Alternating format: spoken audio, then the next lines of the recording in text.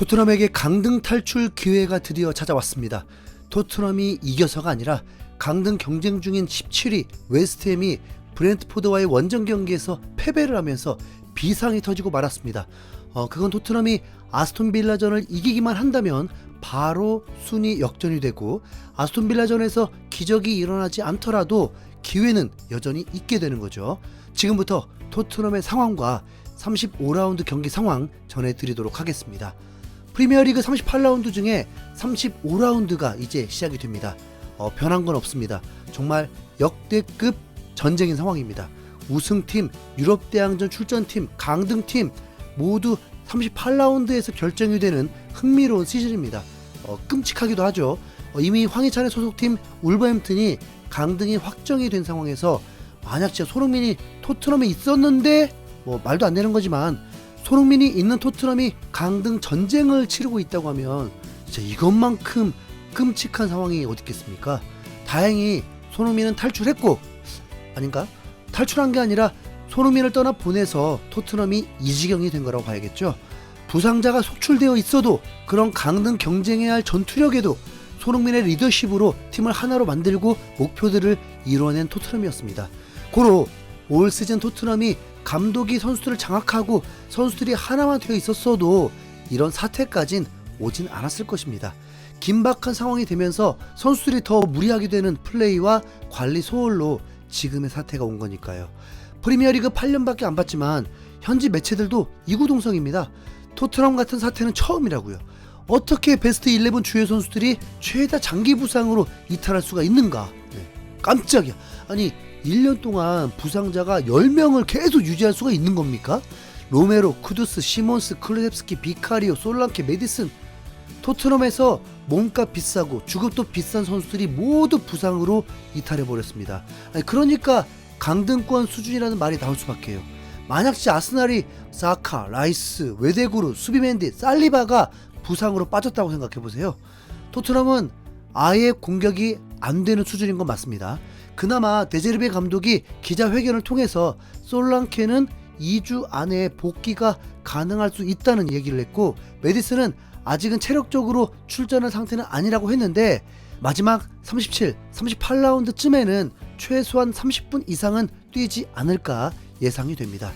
그런데 토트넘의 상황을 보면요, 미드필더들의 부상이 거의 없다는 게 좀 다른 점입니다.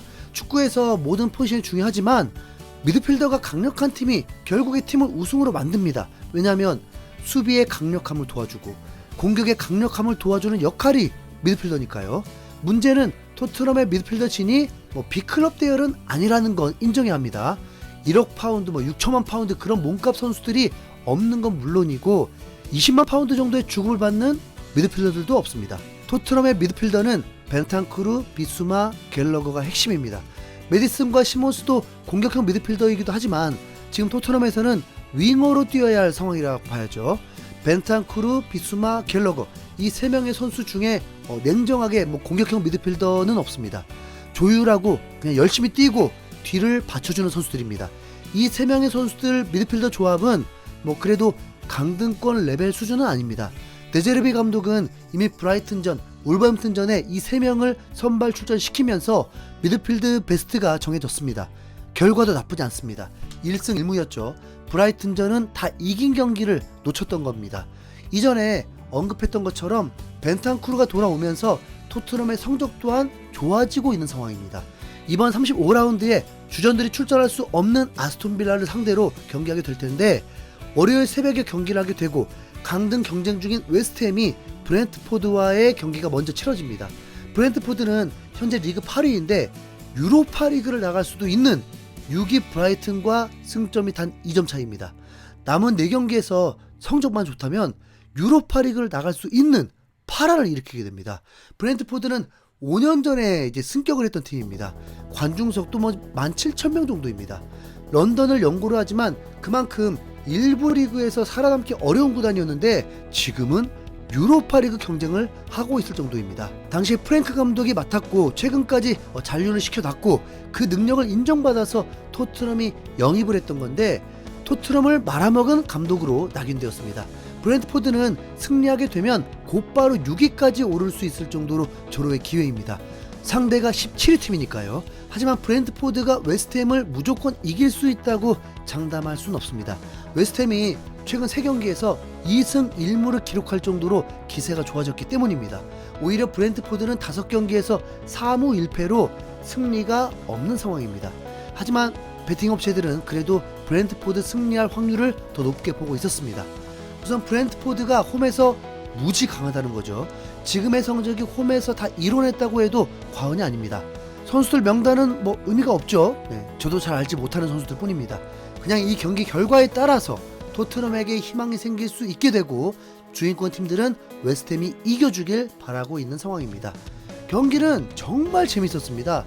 이래서 프리미어리그 보는 거죠. 그리고 재미있는 이유가 웨스트햄이 무너졌기 때문입니다. 브렌트포드가 단 40초 만에 강력한 슈팅이 나오면서 웨스트햄 골문을 위협했는데 분명 웨스트햄이 크리스탈 팰리스, 에버턴 경기 때와는 다른 분위기였습니다. 그리고 초반 15분에 브렌트포드의 선제골이 터지게 됩니다. 골 상황이 뭐가 중요하겠습니까? 그냥 들어가기만 하면 되죠. 자책골이었습니다. 웨스트햄이 브렌트포드만 만나면 실점을 했었는데 이 경기 역시 실점을 하게 되었습니다. 실시간 이제 6위까지 올라가는 브렌트포드였습니다. 그런데 웨스트햄이 확실히 만만한 팀은 아니었습니다.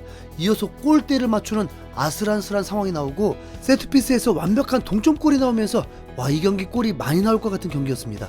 하지만 갑자기 다시 보기가 나오더니 옵사이드 위험이 있었고 VAR을 통해서 아슬아슬 옵사이드 선언이 되면서 토트넘 입장에서는 한시름 놓였습니다.